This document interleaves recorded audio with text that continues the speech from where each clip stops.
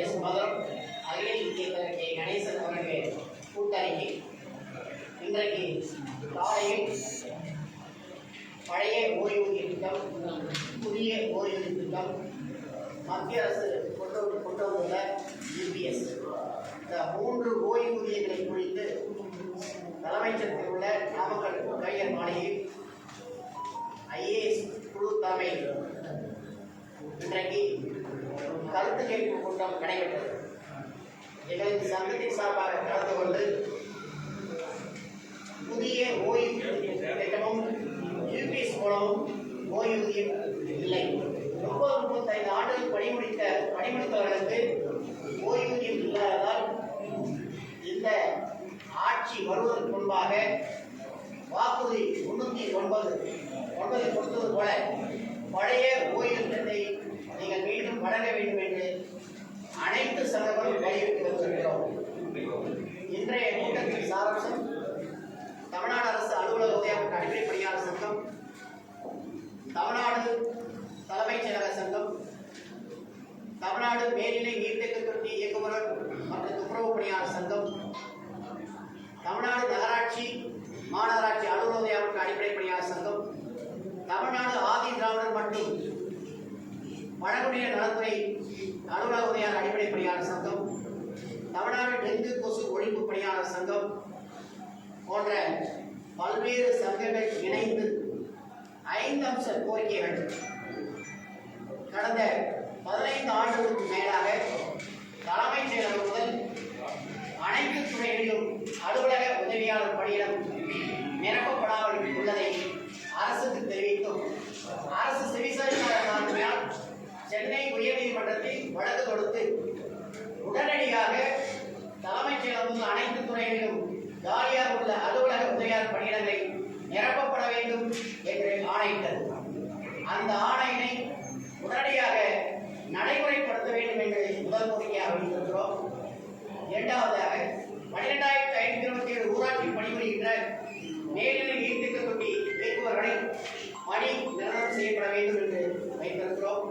அதுபோல பண்ணை பணியாளர்கள், பல்நோக்கு மருத்துவமனை பணியாளர்கள், டெங்கு கொசு ஒழிப்பு பணியாளர்கள், ஆதி திராவிடர் நலத்துறை பிசிஎம்பிசி துறையிலே பணிபுரிகின்ற துப்புரவு பணியாளர்கள் போன்ற பல்வேறு துறைகளிலே பணியாற்றுகின்ற அந்த பணியாளர்களை எல்லாம் உடனடியாக காலமுறை ஊதியத்தில் கொண்டு வரப்பட வேண்டும் போன்ற 5 அம்ச கோரிக்கைகளை வலியுறுத்தி எதிர்வருகின்ற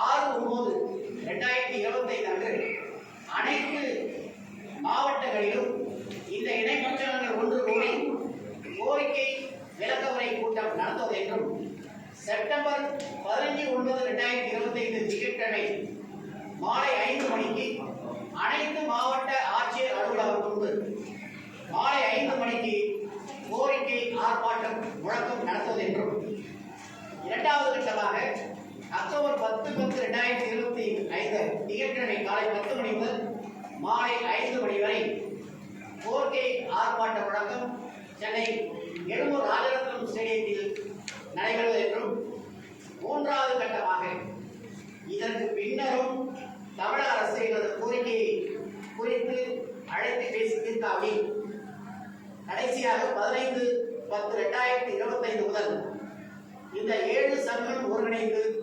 காலவரையற்ற வேலைநிறுத்தம் நடத்துவதென முடிவு செய்யப்பட்டுள்ளது.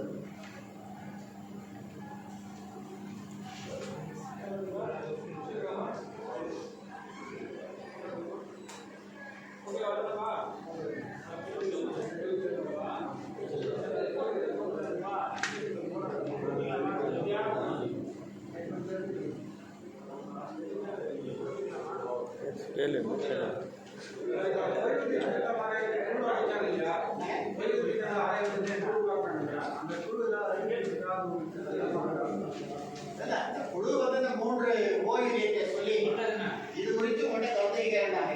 ஏன்னா பழைய ஓய்வூதியம் தான் பலனளிக்கிறது, புதிய ஓய்வூதியத்துக்கும் யூபிஎஸ் சென்ட்ரல் சொல்றதுக்கும் 2த்துலையுமே ஓய்வூதியம் கிடையாது. ஓய்வூதியம் இல்லாத ஒரு சூழலை 30-35 ஆண்டு பணி முடித்து அவர் வீட்டுக்கு போகிற சூழல்கள் என்னென்ன பிரச்சனைகள் இருக்குது. ஏன்னா எத்தனை பிள்ளைகள்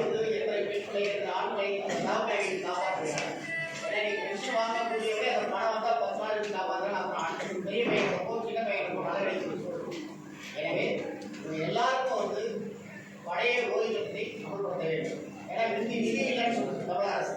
இன்னைக்கு நிதி வந்து நம்ம வளர்ச்சியில் இருக்கும். இந்த வளர்ச்சி அடைந்த நேரத்தில் குறைஞ்சபட்சம் 62,000 கோடிக்கு மேலே புதிய எங்களுக்கு நாங்கள் பங்களிப்பு கொடுத்ததும் அரசாங்கம் பங்களிப்பு கொடுத்ததும் ரெண்டும் சேர்த்து 62,000 கோடி எல்ஐசியில் போடப்பட்டிருக்கு. இந்த பணம் என்னானது தெரியல. இதுக்கு முன்னாடி ஓய்வு பெற்றவர் யாருக்கு ஒரு பைசா கொடுக்கணும், இதையெல்லாம் எடுத்து சொல்லி கருத்துக்களை சொல்லி விரைவாக முதலமைச்சர் சொல்லி எனக்கு பழைய ஓய்வு திட்டத்தை அமல்படுத்த வேண்டும் என்று சொல்லியிருக்கோம். அவங்களும் வந்து முதலமைச்சர் சொல்லி என்னுடைய கருத்துக்களை சொல்லி அதை செய்ய சொல்லியிருக்காங்க. அந்த குழு அமைச்சதை வந்து அரசு ஊழியர்கள் ஏமாற்றுவதற்கான செயல் நம்ம பார்க்குறோம். ஏன்னா 150 சங்கத்துக்கு மேலே அழைப்பு கொடுத்துருக்காங்க. இன்னைக்கு முதலாவது 40 சங்கம், நேற்று அங்கே அங்கீகரித்த சங்கம் தான் இருக்காங்க. இன்னும் சங்கங்கள்லாம் பேச்சுவார்த்தை நடத்த வேண்டியது. ஏன்னா 4 ஆண்டுகளாக இதே கோரிக்கையை தான் வச்சுட்டு இருக்கணும். ஆரம்பத்தில் வந்த நிதியமைச்சர் பிடிஆர் அவர்கள் சொன்னாங்க, தெளிவாக சொன்னாங்க, நிதி இல்லை அதனால உங்களுக்கு வந்து பழைய ஓய்வுக்கு வழங்க முடியாதுன்னு சொன்னாங்க. 2வது இப்போ இருக்கிற நிதியமைச்சர் வரணும் என்ன சொன்னாங்க, நிதி இல்லை மாற்றத்துக்கு கடைசி காலத்தை குழு அமைச்சிருக்காங்க. இந்த குழு சார்பாக இன்னைக்கு அவர் சொன்னது என்னன்னா, இந்த மாதிரி நாங்கள் 8 மாதங்களாக இந்த ஆய்வு கூட்டங்களை நடத்தி இருக்கிறோம். தற்பொழுது உங்களிடத்தில் இந்த கருத்தை கேட்கிறோம். இது வந்து நம்பிக்கை தரக்கூடிய அளவுக்கு எல்லாம் அமைச்சர் யாரும் பங்கேற்க முழுக்க அரசு உயரதிகாரி கலந்து கொண்டதால ஒரு நம்பிக்கை ஏற்படுது. கூட்டம் எல்லாம் முடிஞ்ச பிறகுதான் தெரியும். இப்ப 2 நிதியமைச்சர்கள் வந்து பழைய ஓய்வு திட்ட தரமுறை சொல்லிட்டாங்க. ஆரம்பம் முதலமைச்சர் இது வரைக்கும்